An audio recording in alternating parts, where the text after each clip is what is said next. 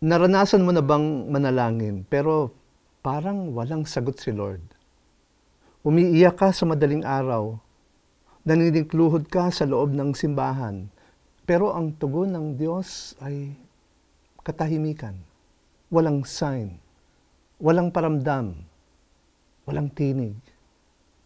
At napapaisip ka, Lord, nasaan ka? Iniwan mo na ba ako? Para sa marami sa atin, ang katahimikan ng Diyos ay parang inabandon na Kanya. Lalo na sa gitna ng sama ng loob o karamdaman, pagluluksa, o sa pagtataksil ng mahal sa buhay. Pero naisip ba natin na marahil ang katahimikan ng Diyos ay isang sagradong imbitasyon?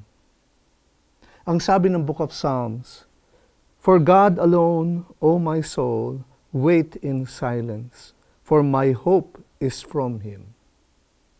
Ang verse na ito ay hindi lang tungkol sa silence, kundi waiting in silence. Ibig sabihin, may purpose si God sa paghihintay sa gitna ng katahimikan niya. Ito ay banal na katahimikan. Parang teacher sa eskwela na tahimik lang habang may exam ang estudyante.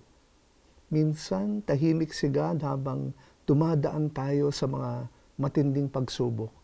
Pero hindi ibig sabihin na iniwan na niya tayo.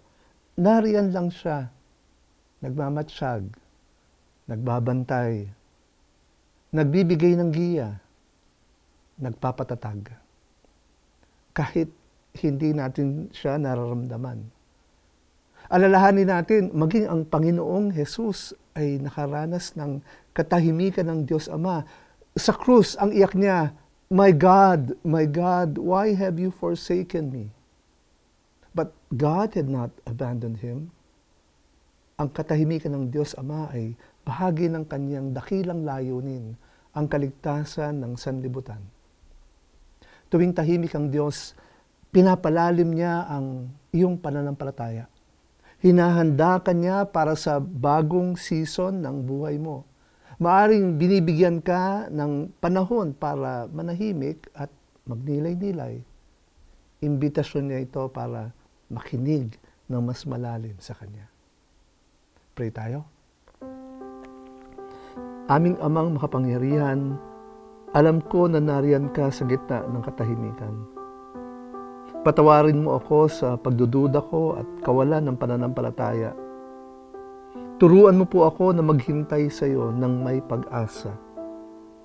Tulungan mo ako na magtiwala ng buong puso sa pag-ibig mo. Sa ngalan ng Ama at ng Anak at ng Espiritu Santo. Amen.